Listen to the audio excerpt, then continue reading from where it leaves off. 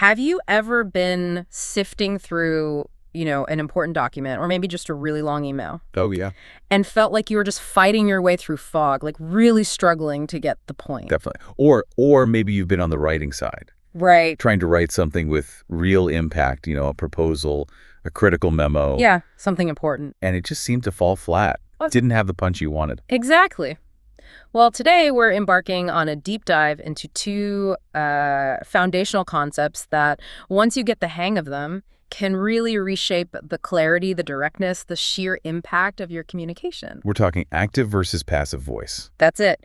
And whether you're, crafting an email, drafting a nuanced report, or honestly just trying to explain something clearly to a friend, understanding these is, well, it's essential. It really is.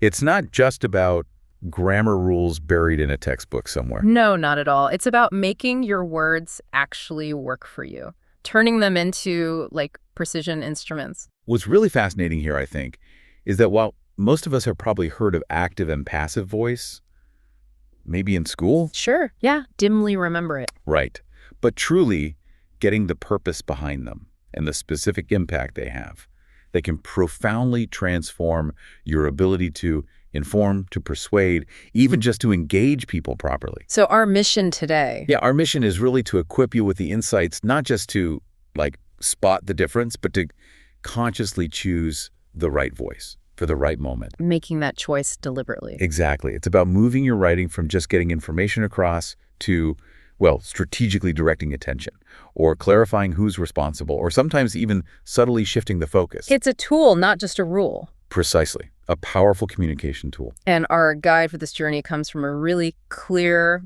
very practical document. It's called Active versus Passive Voice in Simple Words. Nice and straightforward. It is. It lays out the definitions, the key characteristics, and crucially, the practical uses of each voice.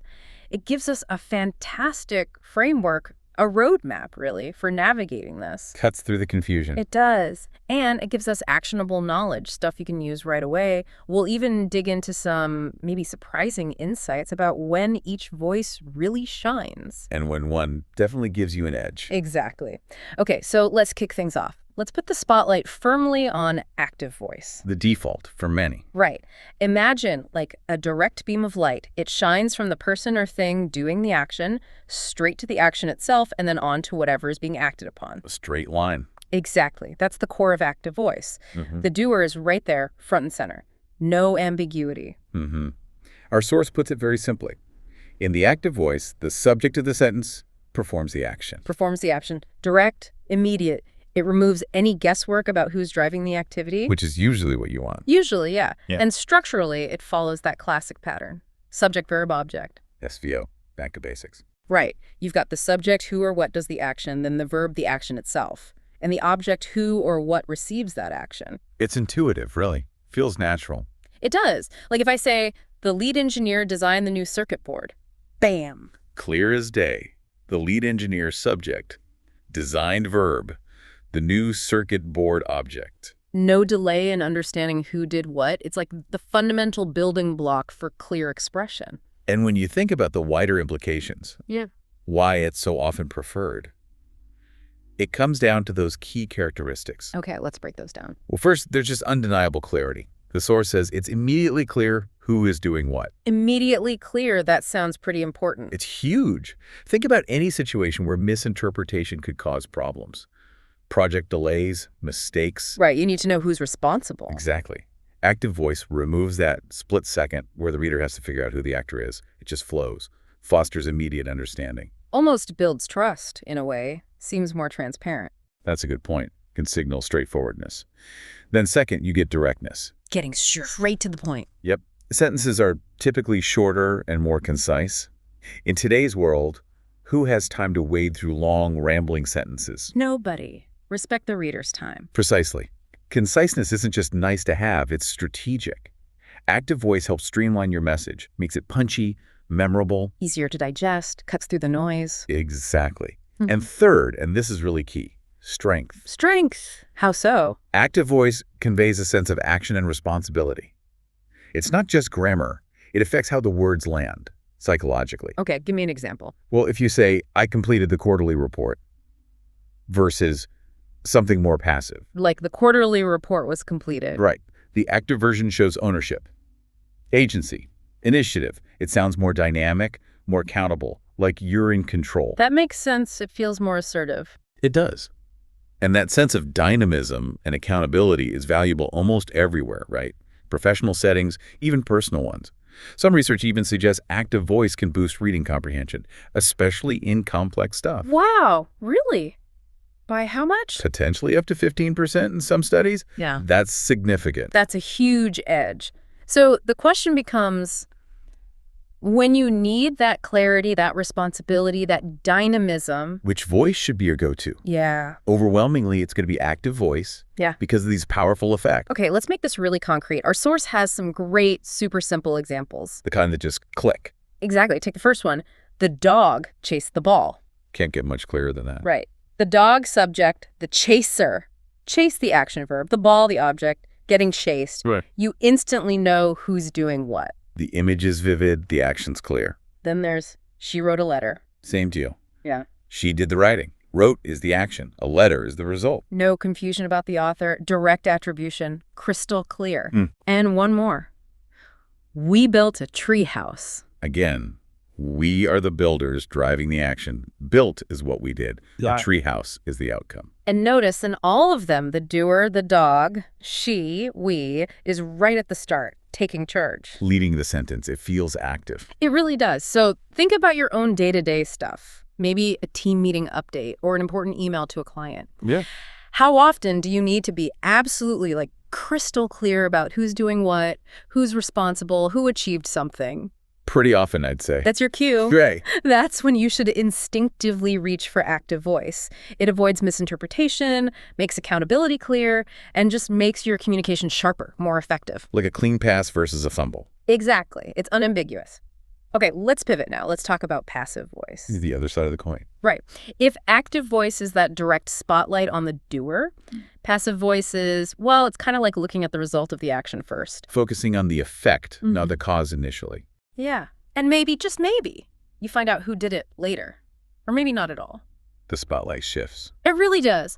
Our source defines it like this. The subject of the sentence receives the action. That's the key difference. Receives, not performed. Exactly. And the actual doer, they're often less prominent or even omitted completely. It feeds into the background or disappears. Which obviously changes things quite a bit. Big implications for clarity and emphasis. And the structure is different too, right? There's a giveaway. Oh yeah, a definite telltale sign. It almost always involves a form of the verb to be. Like is, am, are, was, were. Been, Yeah. those guys. Followed by the past participle of the main verb. Okay, quick reminder for everyone listening, the past participle. Right, that's usually the form ending in ed for regular verbs, like chased becomes chased. Or it's irregular for others, like write becomes written, build becomes built. Got it. So instead of just chased, You get was chased. instead of wrote. Was written. That to be verb plus the past participle is the fingerprint of the passive voice. And the focus shifts. Absolutely. It shifts to the receiver of the action, and the doer, if they're mentioned, usually gets tacked on at the end with a by phrase, by the dog, by her. Or just left out entirely. Or just left out. This change in structure inherently changes the whole feel and emphasis of the sentence. So the big question then is, why? Why would you deliberately choose to make the doer less important or even hide them? Why pick a less direct route? That's the crucial question. And the document gives us some good reasons, some key characteristics of passive voice. The main one is exactly that strategic shift in focus. Shifting the focus on purpose. Yes. The emphasis moves to what is being acted upon, not who did the acting. And look, that's not always bad. Sometimes that's exactly what you need. Like when the result is more important than who caused it. Precisely. Or the experience of the person something happened to. Passive voice lets you put that front and center. It's a tool for directing attention. But there's a downside, Right. right? A trade-off. There is. It's inherently less direct. Sentences can get longer and sometimes less clear about who is performing the action. Which is why it gets that bad rap sometimes in writing advice. Exactly. If your main goal is efficiency and absolute clarity about who did what, passive voice can add wordiness and, potential confusion. The reader might have to work harder. Can slow things down or even lead to mistakes if you're not careful. Right. And just quick side note, be careful not to confuse true passive voice with just using a to-be verb for description. Ah, good point. Like, I am happy. Exactly. I am happy is active, describing a state. Passive always had that to-be verb, plus a past participle showing an action being received. The ball was thrown. That's passive. Got it. Okay, so back to the strategic uses. Right. Here's where it gets really interesting. Passive voice can be useful when the doer is unknown or unimportant. This is huge. Unknown or unimportant. Yeah. This isn't always about being evasive, though it can be used that way. Often it's just about focusing the reader on what truly matters in that sentence. So if you genuinely don't know who did it, or it just doesn't matter for your point, Then making the action or the recipient the subject is the cleanest way. My bike was stolen. The key fact is the bike is gone. Maybe you don't know who took it. right, avoids adding clutter or speculation, keeps the focus tight. Exactly. Okay, let's see this with those examples again. The source compares them directly, right? It does, which makes the shift really obvious. So our active sentence was, the dog chased the ball. Passive becomes, So the ball was chased by the dog. ah, okay, so the ball is now the subject. It's receiving the action. Yep, it's in the spotlight now. Yeah. It was chased. There's our passive verb construction. And by the dog tells us the doer, but it feels secondary. The emphasis is totally different. It's about the ball's experience almost. Right. Then she wrote a letter. Passive. Ah, a letter was written by her. Perfect. A letter is the subject, receiving the writing action. Was written is passive. By her is tacked on. The focus is on the letter existing more than who wrote it. Exactly. And the last one, we built a treehouse. Becomes a treehouse was built by us. Again, a treehouse is the subject. Eh. Was built is the passive action. By us tells you the doer, but it's not the main focus. You can really see it. The emphasis jumps immediately to the ball, the letter, the treehouse, the things being acted upon. It's a subtle shift in grammar, but a powerful shift in meaning and focus. So think about when you're reading, maybe a news report or a scientific paper or even like a company announcement, and you get that feeling of, wait, who actually did that? Or who's responsible here? Right. That ambiguity isn't always accidental. It could be a deliberate choice, using passive voice for a specific reason. Exactly. Reasons we'll dig into more. But it's so important for you as a reader to notice that shift and ask why. Why did the writer choose passive here? Understanding that makes you a more critical reader. Definitely. More perceptive. You can start to see the intentions behind the words, not just the words themselves. Okay, so we've seen active voice is clear, direct, strong, passive, less so, generally. Generally, yes. So it makes total sense that our source says active voice is generally preferred for most types of writing. It's the default for a reason. Because it leads to more impactful, clear, and engaging communication. I mean, why wouldn't you want that? Well, it goes back to what we said. Less work for the reader, information flows better. Right, no need to pause and untangle who did what. And that directness, that energy from active verbs and clear actors, it just pulls the reader in more effectively. It's usually the most efficient way to land your message. So where does it really shine? Where is active voice basically non-negotiable? This is where the practical application gets really clear. The document highlights key areas where active is king. Okay, like what? First up, academic papers. Needs clarity and conciseness. Makes sense. Research needs to be precise. Absolutely. You want findings, methods, arguments to be crystal clear. Think about it. We observed a significant correlation is way better than a significant correlation was observed. Why? Because the first one tells you who did the observing. Exactly. It identifies the researchers, enhances credibility, shows who made the contribution. Science relies on that clear attribution. Active voice delivers it. Okay, what else? Business communication. Here, it's crucial to convey responsibility and directness. Accountability. Knowing who owns what. Paramount. Imagine that project update. The project deadline was missed. Vague, unsettling. Leaves you wondering, okay, so what now? Who dropped the ball? Right. Compare that to Sarah missed the project deadline. Yeah. Maybe uncomfortable, but it's direct. It assigns responsibility. It allows for problem solving. It drives action, Yeah. which is what business needs. Exactly. Next, news reporting. Active voice is essential to state facts clearly and directly. Journalism 101, right? Who, what, where, when, why. And the who is often crucial. News needs immediate understanding. The suspect robbed the bank. Direct, informative. Much better than the bank was robbed. That feels weaker, less immediate. It does. The active version ensures the reader instantly gets the core facts and who's involved. Transparency, immediacy. Okay, one more. Creative writing. Vital to create vibrant and engaging prose. Bringing stories to life. Yeah. Stories work when characters are doing things actively, propelling the plot. The knight fought the dragon. Vivid dynamic. Versus the dragon was fought by the knight. Sounds clunky, right? Detached, almost clinical, loses all the energy. Active voice lets the reader dive in, connect with the action. Makes sense. So it's interesting. Academics, business, news, creative writing, they all seem to need that clear action. It's fascinating, isn't it? These different fields all converge on that need for unambiguous action and clear attribution. So back to that email example, the final report was completed. Yeah, leaves that nagging question. By whom? Was it you? Someone else? Creates uncertainty. Whereas, I completed the final report, clear, done, move on. Assigns responsibility, clarifies the situation, allows progress. So a question for you listening. Are you using active voice enough? In your emails, your reports, your updates. Yeah. Are you getting the impact, the clarity, the accountability you want? Maybe a simple shift to more active voice could really boost that. Inject more energy and directness. Worth thinking about. Okay, but here's where it gets, really interesting. The nuance. Yeah. Because while active voice is usually the way to go, our source is clear. There are specific situations where passive voice is appropriate or even necessary. It's not inherently bad. It's not a grammar mistake to always avoid. No, it's about understanding it as a specific tool, using it strategically with intention. Like using a scalpel instead of a hammer. Precision matters. Knowing when and why is the key. Right. So what are these specific situations? When is passive the right call? Well, understanding this is vital for getting the full picture of effective communication. Sometimes being less direct is actually the goal. The document highlights 4 main scenarios. Okay, lay them on me. First, and probably the most common, when the doer of the action is unknown or unimportant. Unknown or unimportant, like your stolen bike example. Exactly. Or the source's example, the front window was broken yesterday. Maybe you don't know who broke it. Or maybe, right now, it just doesn't matter. The important thing is the window is broken and needs fixing. Right.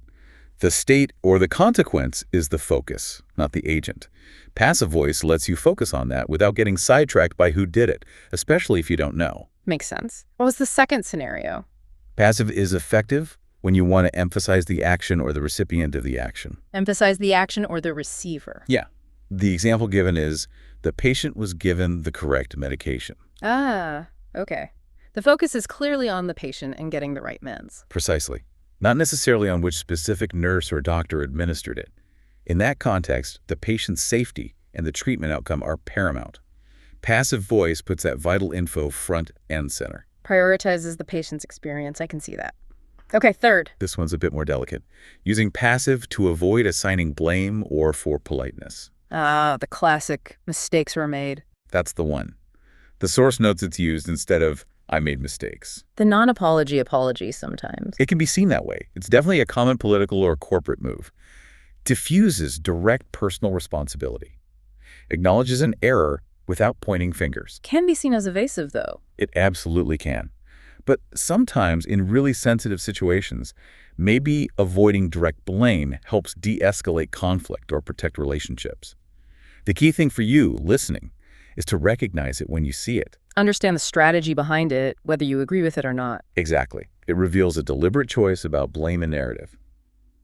And finally, number 4. Passive is often used in scientific or technical writing when the process or result is more important than the agent. Right, like the experiment was conducted at room temperature. Okay, so the focus is on how it was done, the method, not who did it. Precisely. In science, the methodology, the steps, the findings, those need to be objective, replicable. The individual scientist performing the steps is often secondary to the process itself. So passive voice helps maintain that objective, process-focused tone. Emphasizes the science, not the scientist. Exactly. It highlights universality, replicability, core scientific values. So connecting all this, passive voice isn't just bad writing. Not at all. Yeah. It's a sophisticated tool. It has specific jobs, shifting emphasis, softening blame, focusing on process. The key is understanding why it's being used, whether you're writing it yourself or reading something someone else wrote. That's the critical insight, which leads to the question. When you see passive voice used, in the news, at work, wherever, Can you figure out the reason behind that choice? Why'd they opt for passive there? What were they trying to achieve? Understanding that intention makes you a much sharper reader, and in turn, a more strategic writer. So pay attention when you read. Notice the shifts from active to passive. Ask yourself, does it fit one of these four purposes? Is the doer unknown? Is the focus on the receiver? Are they avoiding blame? Is it about the process? And when you write, before you default to passive, ask yourself the same thing. Do I have a specific strategic reason for this? That conscious decision-making, that's what elevates your communication. Okay, let's get really practical now. Knowing the theory is great, but how do you actually do it? How do you switch gears? Right. Moving from passive to active, Yeah. making your writing tighter, clearer. Yeah. Our source gives a really clear 4-step process for this. Super A helpful. little recipe for sentence transformation. Exactly. A way to take control and add punch. Okay, what are the steps? Step 1, identify the doer of the action. Find the agent. Who actually performed the action? Might be in a by phrase, or you might need to figure it out from context. Right. Step 2, make the doer the subject. Move them to the front. Put them in charge of the sentence. Step 3, change the verb, ditch the to be verb and the past participle. Use the direct active form of the verb. So, was completed becomes completed. Were observed becomes observed. Give it back its energy. Exactly. And step 4, move the original subject, the receiver, to the object position. So the thing that was the subject of the passive sentence now comes after the active verb. It's receiving the action directly. Subject, verb, object. Back to that clear structure. Difficult grammatical puzzle. Yeah, But doing it really empowers you, doesn't it? Makes you feel in control of the sentence. absolutely. It's a hands-on skill. Oh, Let's walk through an example or two, maybe slightly more complex ones. good idea. Okay, let's take one where the doer is stated. The new marketing campaign was launched by the team last Friday. Right? Passive. Got the was launched and the by the team. Okay, step 1, identify the doer. The team. Step 2, make them the subject. The team. Step 3, change the verb was launched to. Launched. Step 4, move the original subject, the new marketing campaign, after the verb. So, the team launched the new marketing campaign last Friday. Bingo. See how much more direct and energetic that feels? Clear responsibility. Yeah, much better. Okay, let's try one where the doer is missing. Often feels vague. Good one. How about significant improvements were observed in customer satisfaction this quarter? Okay, we're observed passive, no by phrase. Step 1, identify the doer. Who observed them? Probably we or our team, right? Let's use we. Okay, we. Step 2, make we the subject we. Step 3, change were observed to. Observed. Step 4, move significant improvements to the object position. Don't forget the rest of the sentence. Right. We observed significant improvements in customer satisfaction this quarter. Much clearer, right? More accountable, less formal perhaps. Definitely feels stronger. Wow. So this 4-step process really works. It does. And a quick trick I sometimes use to spot passive voice. Try adding by zombies after the verb. By zombies. Seriously. If it makes grammatical sense, even if it's absurd, it's probably passive. The report was written by zombies. Works grammatically, reveals the passive structure. Huh. Okay, that's actually pretty helpful. Mistakes were made by zombies. See, it flags it. Helps you spot where you might want to switch to active. That's a great tip. So this isn't just theory, it's something you can actively do. Right now. As you proofread your next email or document, Look for those to be verbs plus past participles. Spot the passive constructions. ask yourself, can I make this active using those 4 steps? Will it be clearer? Stronger? You'll probably be amazed at the difference it makes. It's a small shift in habit, but a big upgrade in communication. Once you start noticing it, you'll do it more naturally. Okay, so let's pull all these threads together. To really nail this down, the document has a super helpful summary table, right? Yeah, a great cheat sheet. Condenses everything side by side. Let's just quickly recap those core distinctions again. It really clarifies things. Sounds good. First, the subject, active voice. Subject performs the action. Passive voice. Subject receives the action. That's the fundamental split. Doer versus receiver as the subject. Then clarity. Active gives you high clarity, clear who is doing what. Passive is lower clarity. Doer can be unclear or omitted. Potential for ambiguity in passive. Directness. Active is high, concise and straightforward, gets to the point. Passive is lower, can be wordy and less direct. Often takes more words to say the same thing. Emphasis. Active emphasizes the doer. Passive emphasizes the action or the receiver. You control where the spotlight falls. Common use, active is for most general writing. It's your go-to. Passive is for specific situations, do or unknown, need to shift emphasis, etc. The workhorse versus the specialty tool. And finally, the verb form. Active uses a direct verb like wrote. Passive uses that signature to be plus past participle like was written. That's your technical fingerprint for spotting passive. So connecting all that, the big picture, it really comes down to making a conscious choice, doesn't it? Intentionality. That's the key word. Active voice should be your default for clarity, for responsibility, for energy. It's the engine of most strong writing. Direct, unambiguous, makes it easy for the reader. Right, and passive voice. It's not a mistake, but it is a specialized tool. You reserve it for those specific moments. When shifting emphasis, managing blame carefully, or focusing on a process without needing to name the agent, when those are your actual goals. Exactly. The power isn't in just always using active or always avoiding passive. It's in understanding both deeply and choosing precisely to get the effect you want. Being deliberate with your language. Hashtag outro. So our deep dive today really shows it clearly, I think. While both voices, active and passive, definitely have their place, their valuable roles.